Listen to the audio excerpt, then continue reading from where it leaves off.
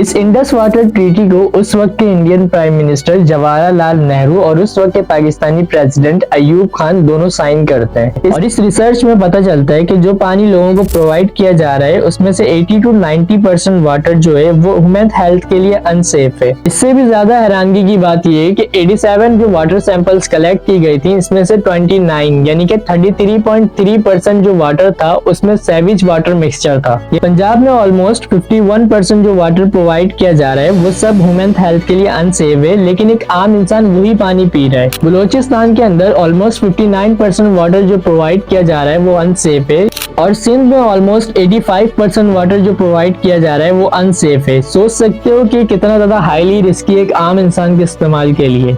और इन सारे प्रोविंसेस में से केपी के थोड़ा लकी है कि उनके पास सिर्फ 35% वाटर ह्यूमन हेल्थ के लिए अनसेफ है, बाकी सब सेफ है। साल 1947 में जब पाकिस्तान और इंडिया के दरमियान पार्टीशन हुआ था तो 6 हिमालयन रिवर्स मौजूद थे उस टाइम पर। और साल 1960 में 6 हिमालयन रिवर्स को लेकर पाकिस्तान और इंडिया के दरमियान एक एग्रीमेंट होता है। इसको इंडस वाटर ट्रीटी एग्रीमेंट भी कहा जाता है। इस इंडस वाटर ट्रीटी को उस वक्त के Indian prime minister Jawaharlal Nehru और उस वक्त के पाकिस्तानी प्रेसिडेंट अयूब खान दोनों साइन करते हैं। इस इंडस वाटर ट्रीटी के अकॉर्डिंग पाकिस्तान को 6 हिमालयन रिवर्स में से 3 western rivers Indus river, Chenab river और झेलम रिवर, इन तीनों का कंट्रोल दिया गया। बाकी बचे हुए 3 रिवर्स जो ईस्टर्न रिवर थे, रिवर सतलुज, रिवर रावी और रिवर बीस, तीनों का कंट्रोल इंडिया को दिया गया। देखने में तो बिल्कुल ये इक्वल डिवीजन की गई थी पाकिस्तान और इंडिया के दरमियान कि 3 रिवर्स पाकिस्तान के कंट्रोल में दे दिए गए और 3 इंडिया के कंट्रोल में, लेकिन ये बिल्कुल भी इक्वल डिवीजन नहीं था क्योंकि इन रिवर्स का सिर्फ और सिर्फ 20% वाटर इंडिया के पास जाता है जबकि 80% वाटर पाकिस्तान के पास होता है। पाकिस्तान और इंडिया के दरमियान ये इंडस वाटर ट्रीटी हो जाती है, लेकिन 80% पाकिस्तान को वाटर मिलने के बाद भी पाकिस्तान में वाटर का शॉर्टेज रहता है। पाकिस्तान को 3 रिवर्स का कंट्रोल तो मिल गया था, लेकिन अब प्रॉब्लम ये थी कि किस तरह से पाकिस्तान अपने चारों प्रोविंसेस में इक्वल डिवाइड करेगा इन वाटर्स को। 31 साल तक कनाल्स के जरिए प्रोविंसेस को पानी प्रोवाइड किया जाता है पाकिस्तान के अंदर। कनाल्स की अगर हम डेफिनेशन समझें तो इंसान के हाथों से बनाई हुई जो हेवी वाटरवेज होती हैं उनको कनाल्स कहा जाता है। यानी कि आम लफ्जों में समझा जाए तो घर में पानी लाने के लिए पाइपलाइन बिछाई जाती है, इसको पाइपलाइन बोलते हैं, लेकिन अगर कहीं रिवर से पानी सप्लाई करना है तो कनाल्स बनाई जाती हैं।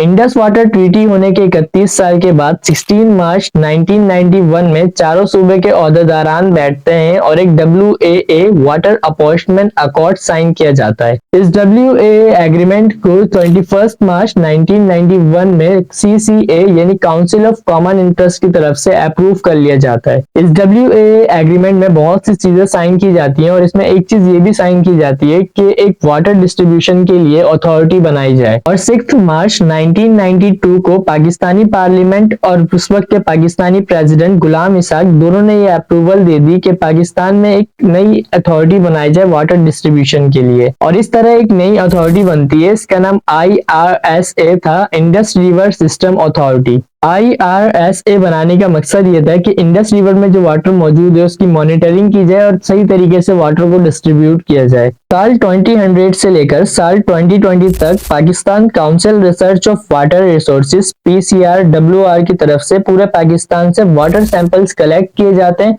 और फिर उन पर रिसर्च की जाती है। और इस रिसर्च में पता चलता है कि जो पानी लोगों को प्रोवाइड किया जा रहा है उसमें से 80 to 90% वाटर जो है वो ह्यूमन हेल्थ के लिए अनसेफ है। यानी 100 में से सिर्फ 10 to 20% वाटर लोगों को ऐसा प्रोवाइड किया जा रहा है जो पीने के काबिल और ह्यूमन हेल्थ के लिए अनसेफ नहीं है। बाकी सारा वाटर जो प्रोवाइड किया जा रहा है ये सब के सब ह्यूमन हेल्थ के लिए अनसेफ है। और साल 2021 में PCRWR की तरफ से एक रिपोर्ट पब्लिश की जाती है। इस रिपोर्ट में वो सारी रिपोर्ट्स होती हैं जो 20 साल इन्होंने वाटर सर्वे किया है। रिपोर्ट में हमें ये भी पता चलता है कि पाकिस्तान के 14 डिस्ट्रिक्ट से 71 मेडिकल सेंटर और हॉस्पिटल से 87 वाटर सैंपल्स कलेक्ट की गई और उन पर रिसर्च की गई। और इन 87 मेडिकल सेंटर्स में से 68 यानी 78.1% जो मेडिकल सेंटर का पानी था वो बिल्कुल ह्यूमन हेल्थ के लिए अनसेफ था। इससे भी ज्यादा हैरानगी की बात यह है कि 87 जो वाटर सैंपल्स कलेक्ट की गई थी इसमें से 29 यानी कि 33.3% जो वाटर था उसमें सेविज वाटर मिक्सचर था। यानी मेडिकल सेंटर से जो 87 वाटर सैंपल्स कलेक्ट किए गए थे उनमें से 29 वाटर सैंपल्स में से गटर का पानी मिलता है। यानी कि सोचा जाए कि अगर कोई पेशेंट पेशेंट हॉस्पिटल के अंदर रिफ्रेशमेंट के लिए मुंह धोने जा रहा है तो वो एक आम पानी से मुंह नहीं धो रहा बल्कि एक गटर के पानी से मुंह धो रहा है। इस रिपोर्ट के अकॉर्डिंग जो पानी प्रोविंसेस को प्रोवाइड किया जा रहा है वो पानी बहुत ज्यादा खतरनाक है। पंजाब में ऑलमोस्ट 51% जो वाटर प्रोवाइड किया जा रहा है वो सब ह्यूमन हेल्थ के लिए अनसेफ है, लेकिन एक आम इंसान वही पानी पी रहा है। बलूचिस्तान के अंदर ऑलमोस्ट 59% वाटर जो प्रोवाइड किया जा रहा है वो अनसेफ है और सिंध में ऑलमोस्ट 85% वाटर जो प्रोवाइड किया जा रहा है वो अनसेफ है। सोच सकते हो कि कितना ज्यादा हाईली रिस्की एक आम इंसान के इस्तेमाल के लिए।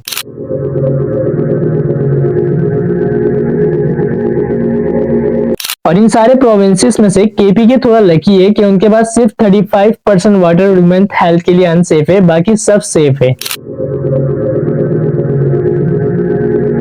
पाकिस्तान में कनाल्स का यूज किया जाता है रिवर्स से पानी सप्लाई करने के लिए, लेकिन जब पाइपलाइंस बिछाई जाती है नीचे जमीन के अंदर तो वो पाइपलाइंस कहीं ना कहीं से फट जाती हैं। और हैरत की बात ये होती है कि सेविज लाइन का पाइप भी कहीं ना कहीं से फट जाता है, जिसकी वजह से दोनों पानी का मिक्सचर मिलता है एक आम इंसान को पीने के लिए। एक तो पाकिस्तान के सारे इलाकों में तकरीबन एक वाटर शॉर्टेज है, लेकिन जो पानी मिल रहा है वो भी सेवेज का पानी है और पूरी तरीके से पॉल्यूटेड है। ऐसे में पाकिस्तान के साउदर्न पंजाब में एक डिजर्ट है चोलिस्तान डिजर्ट के नाम से। चोलिस्तान डिजर्ट पाकिस्तान का one of the largest desert है जो 25,000 स्क्वायर किलोमीटर से भी ज्यादा एरिया को कवर करता है। पंजाब गवर्नमेंट ये फैसला करती है कि चोलिस्तान डिजर्ट के ऊपर एक ग्रीन पाकिस्तान इनिशिएटिव प्रोजेक्ट बनाएंगे। इस ग्रीन पाकिस्तान इनिशिएटिव प्रोजेक्ट से पाकिस्तान के एग्रीकल्चर को बहुत ज्यादा प्रमोशन मिलेगी और पंजाब के जो फार्मर्स हैं उनके लिए फैसिलिटीज प्रोवाइड की जाएंगी। इस प्रोजेक्ट को लेकर पंजाब में एक मीटिंग होती है। इस मीटिंग में पाकिस्तान के army chief general Asim Munir भी शामिल थे और पंजाब की चीफ मिनिस्टर मरियम नवाज भी शामिल थी। ये प्रोजेक्ट बहुत अच्छा था पंजाब के फार्मर्स के लिए, लेकिन प्रॉब्लम ये क्रिएट होती है कि इस चोलिस्तान प्रोजेक्ट के लिए पानी लिया जाएगा इंडस रिवर से,